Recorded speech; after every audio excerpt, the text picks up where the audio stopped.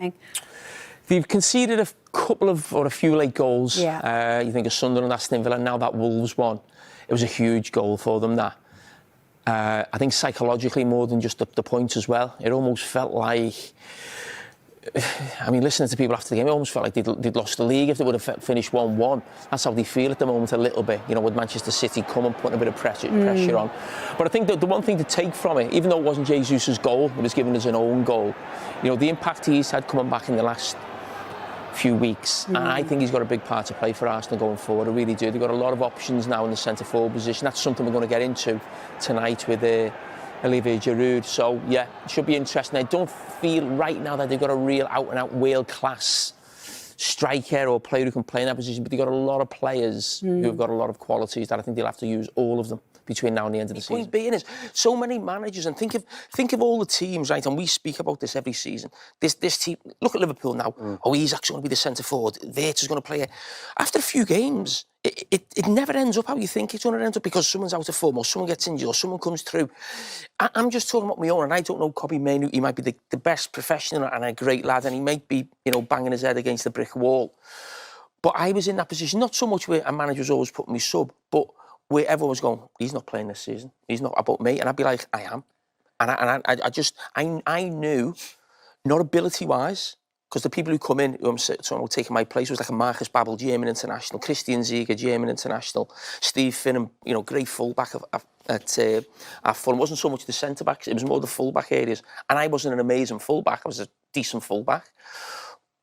But I knew mentality-wise and sort of like every single day, they wouldn't be able to compete with me. They wouldn't. So and I look up Kobbie Mainoo and he's up against, you're saying Bruno. His brother's saying free Kobbie Mainoo because they obviously feel trapped, don't they? No, I get that. But what I'm saying is... It's bizarre, isn't it? Every day. He's trapped. But what I'm saying, he feels trapped in football. I saw Mainoo play for England against Ireland when he started doing well. He played against Ireland in the Nations League, wasn't it?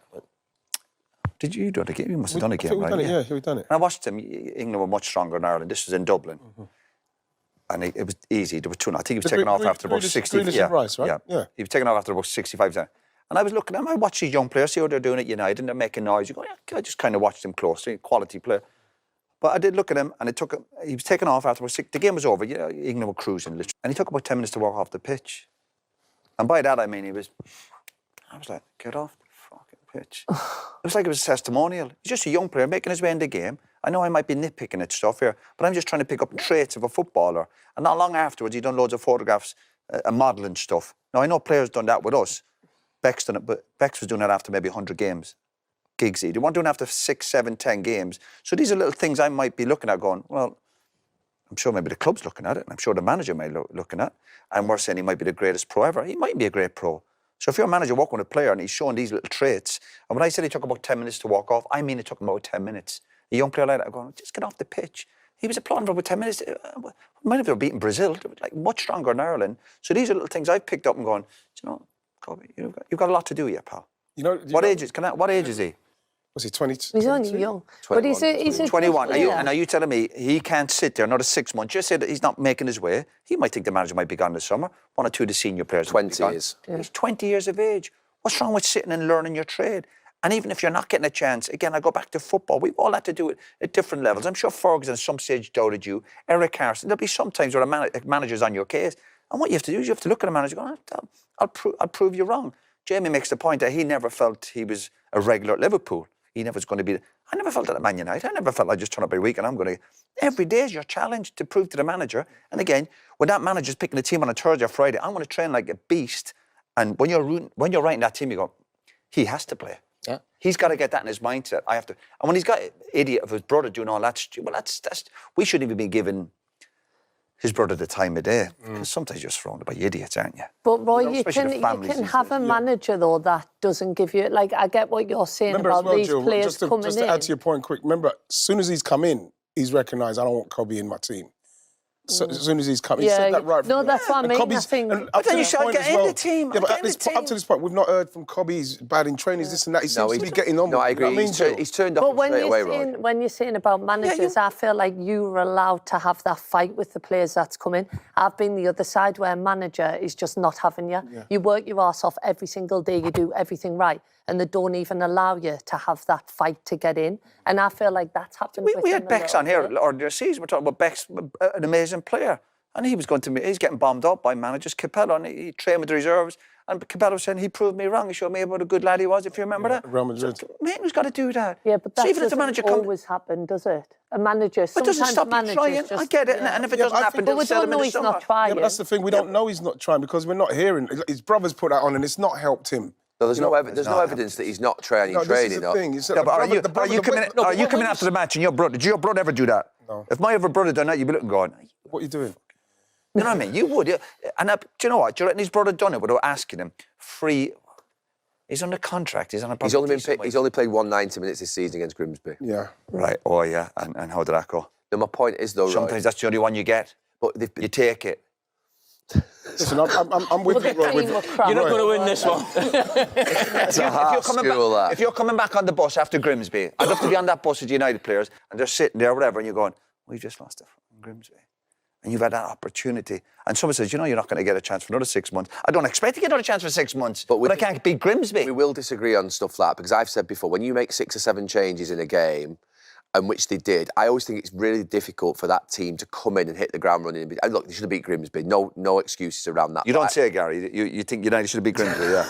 But it wasn't all on Cobby. They were all exactly. Thank you. They were all terrible that night. They were all shocking. Yeah, but when everyone else is terrible, Gary, you make sure you're good. Because let me tell you, it's very easy to be good in a bad team. So you rise above that.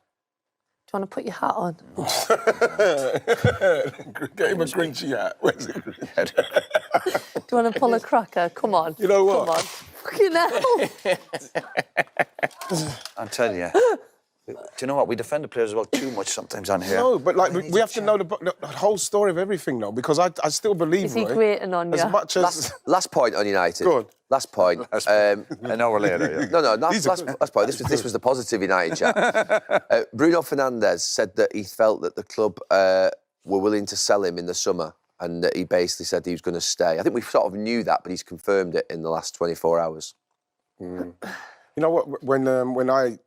The quote, was that something you done in Canal Plus or something? Yeah. Canal 11. Yeah.